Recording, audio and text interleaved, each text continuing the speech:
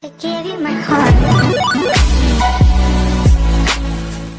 Alright lads, what's going on? Welcome back to the channel. Today we're back with another championship predictions review roundup thing. Again, I got 2 last week and I didn't do as good as that last week, but at least I didn't get 0. As you can see, my score again will be up there. I got 1 this time. I think the only game I got right was Bristol City against Stoke. But yeah, without further ado, let's just get straight into reviewing the games, who performed well and who didn't.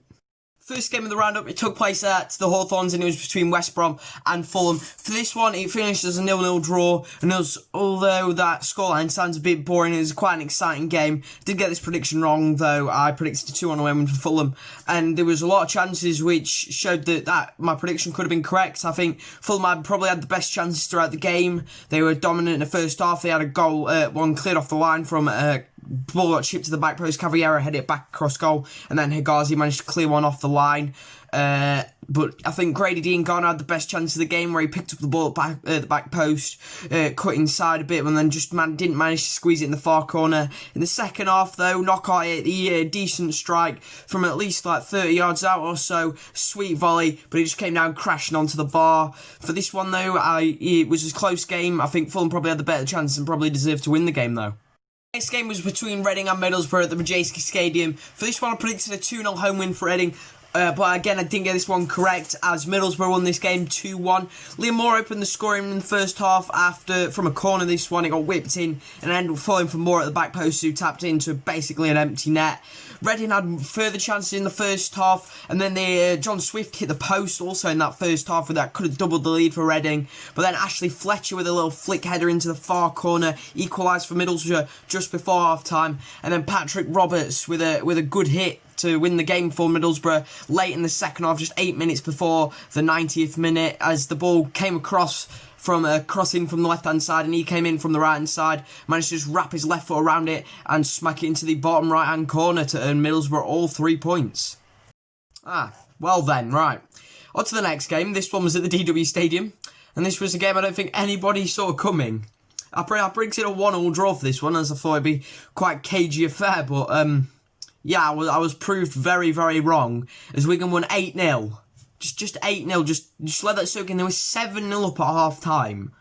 They opened the scoring after 2 minutes through Kai Naismith, and then I think Kiefer Moore scored in 27 minutes to put them 2 ahead, and then I think Kieran Dowell on 32 scored his first goal, and then Jamal Lowe made it 3 on 37, and then Kiefer Moore scored his second goal of the game on 40. Kieran Dowell scored again on 42, and then Williams scored Wigan's 7th just before half-time on 45 minutes. So there was 7-0. I just can't believe that there was 7-0 up at half-time. And then Kieran Dowell got his hat-trick in the second half, saving the best goal for last. Just an absolute sweet strike on the volley on the instep of his left foot, straight into the perfect connection thing, whatever you call it. It was a great finish, and I don't think Hull are very good. I think they might go down this year.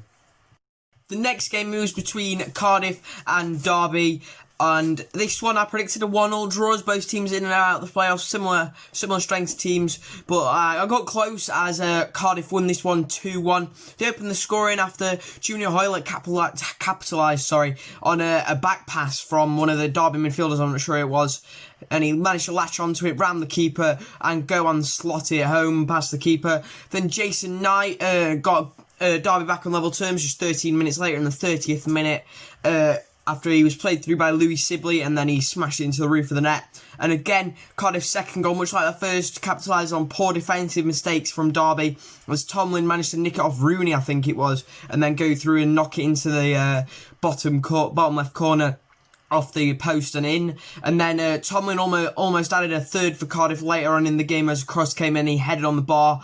But it was 2 goals was enough for Cardiff, as they ended up winning this game 2-1. The next game, it was played at Kenilworth Road, and it was between Luton Town and QPR. This one finishes a 1-1 draw between the two, but again, I did get this one wrong, as I predicted a 2-0 home win for Luton, as QPR had been on really poor form at the minute. Luton, they took the lead after 20 minutes through James Collins, who tucked away a penalty after I think Ryan Manning tripped down one of the Luton players in the box. It was a penalty. and then Collins stepped up and coolly tucked it into the bottom right-hand corner. Luton then thought they had doubled the lead in the second half after a free kick came in. It was headed home, but the referee pretty much instantly gave a free kick and it was disallowed. That would then come back to haunt Luton really, as Dominic Ball ended up equalising for QPR after the ball was cut back to him on the edge of the box. He fired it into the bottom left-hand corner. Both teams had chances to win the game late on, but neither really convincingly deserved to win the game, as Sluga and Lumley made good saves, and this one was probably a fair result, ending as a 1-1 draw. Next game was at the Den, and it was between Millwall and Blackburn. For this one, I predicted a 1-1 draw. Both teams on similar form and similar strength sides, but in the end, Millwall came through and won this one 1-0. The goal came on after 20 minutes through Mason Bennett. This one came from a good defensive play from Millwall. They managed to win it back inside the Blackburn half. Ball was crossed in, and then a slightly scuffed clearance managed to fall to Mason Bennett at the back post, and he's tucked it in the bottom left corner. Blackburn had chances to equalise, but not many really clear cut, and Millwall probably did deserve to win this game, as they probably had more chances than Blackburn, and that's pretty much about it, as nothing else really happened apart from Blackburn's main chance was right just before the end of the game, as the ball fell for a player at the back post. I'm not sure it was, and he just pokes it just inches wide of the far right post. But yeah, as I say, Millwall probably did deserve to win this one, and it's good 3 points for them if they are maybe trying to push to get in those playoff spots. Next game took place at Hillsborough between Wednesday and Huddersfield. This one finished as a 0-0 draw, and it was probably not, as it was a 0-0 draw, it probably wasn't exciting as the one between West Brom and Fulham at the Hawthorns, but it was still probably a decent enough game. I predicted a 2-1 home win for Wednesday. With the chances in this game, it could have been right. We probably had the best chances overall in the game. Obviously, we had the first real chance we had was when Odebajo made a run from right back and came inside on his left foot, and here, sweet shot, Lursell made a good save. He then had another one where he got put through on goal by Windass, and he tried to square it for Luongo instead of just going for goal himself. And then the other chance we had was when Harris cutting off the left-hand side and whipped one, and again, Lursell made an excellent save. Huddersfield's best chance probably fell to Carlon Grant in the second half, but he just managed to fire it wide of the post, and apart from that, there was no other chances apart from that. So yeah, probably if the team was going to win it, it was probably going to be Wednesday, but I'd say a draw was probably a fair result in this one.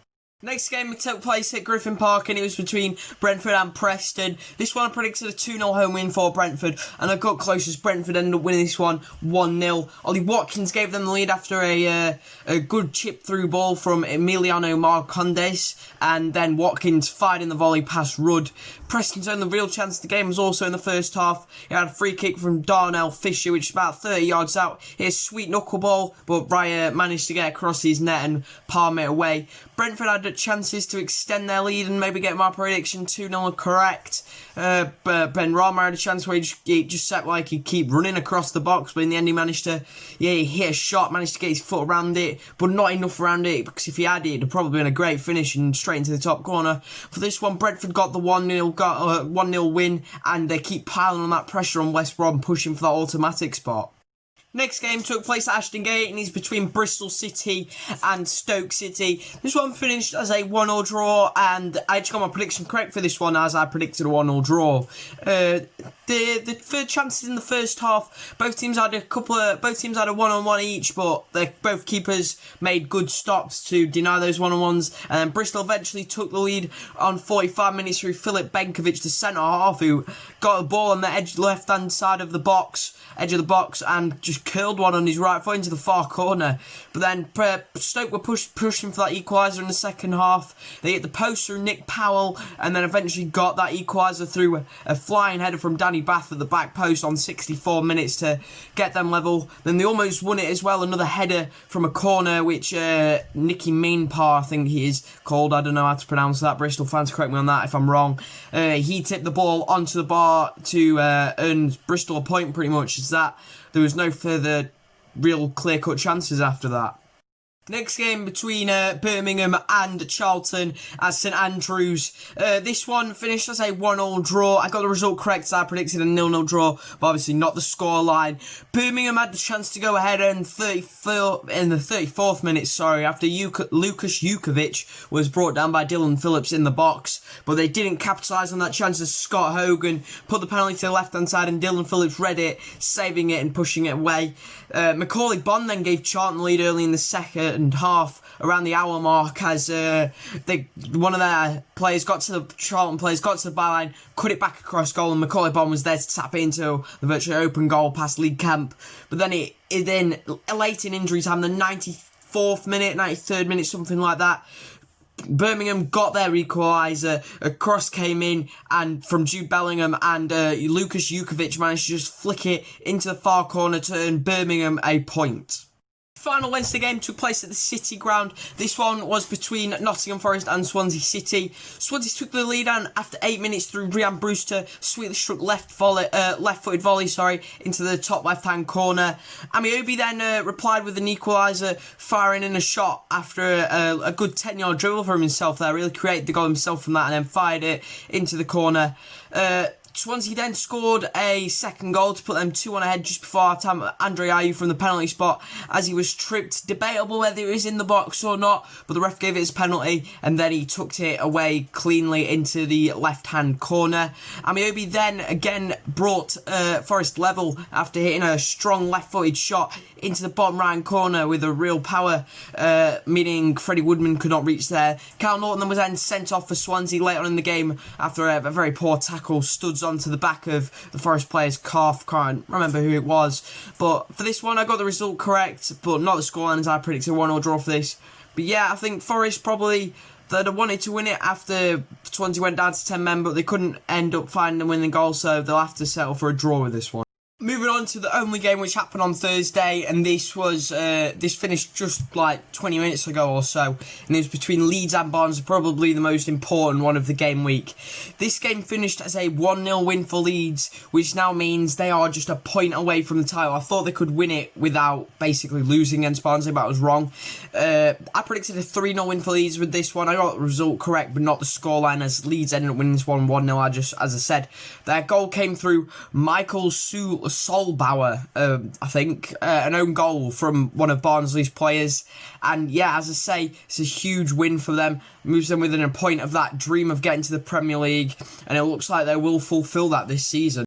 On to the last part of the video where I read out the Championship table. See, I said Championship this time, not Champions League. Right, so without further ado, let's just get straight into reading it out. First is Leeds on 87, and second is West Brom on 82. The Leeds are 5 points clear of West Brom now. Third is Brentford on 81. They're just a point behind West Brom now. It's getting tight around the top. Fourth is Fulham on 77. Fifth is Nottingham Forest on 70. Sixth is Cardiff on 67. Seventh is Millwall on 65. Eighth is Swansea on... Oh, I've read that wrong, have I? No, I haven't. Ignore me. 8th is Swansea on 64. 9th is Preston on 62. 10th is Bristol on 62. 11th is Derby on 61. 12th is Blackburn on 60. 13th is Wigan on 57. Obviously, they need to finish 12 points above the relegation zone to avoid going down. 14th is Reading on 56. 15th is Wednesday on 56 also. 16th is QPR on 54, sorry. 17th is Stoke on 50, 18th is Middlesbrough on 50, 19th is Birmingham on 50, 20th is Huddersfield on 48, 21st is Charlton on 47, and then into the bottom three, 22nd is Hull on 45, 23rd is Luton on 45 also, so Luton have caught up with Hull in that one, and bottom of the table is Barnsley on 43. Can they get themselves out of that? Obviously 4 points away from Charlton. So it's an interesting table, a lot of tight spaces around promotion and relegation, and this is going to be an interesting end to the season like it is every year in the Championship. Like a Hellcat.